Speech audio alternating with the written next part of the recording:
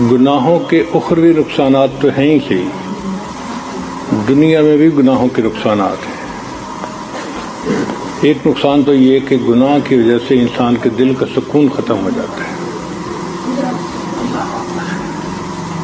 دل کا چین اور سکون چھن جاتا ہے۔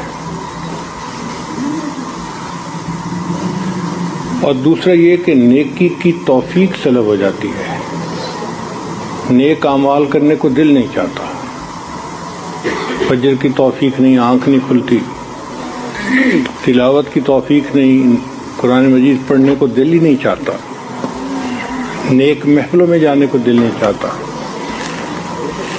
مسجد میں آنے کو دل نہیں چاہتا۔ تو یہ گناہوں کے دنیاوی نقصانات ہیں۔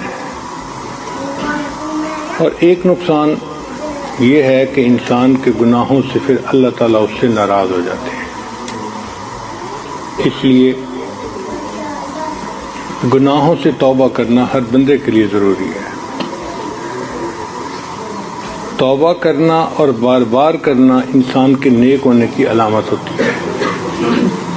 نبی اسلام نے ارشاد فرمایا التائب من الذنب کمن لا ذنب لہ، گناہوں سے توبہ کرنے والا ایسے ہوتا ہے جیسے اس نے گناہ کیا ہی نہیں ہے۔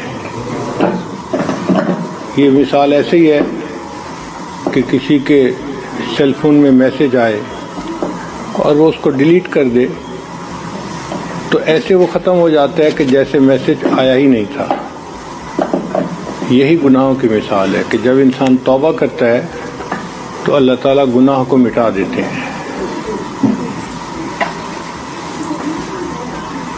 ان الحسنات یذہبن السیئات، نیکیاں گناہوں کو مٹا دیتی ہیں۔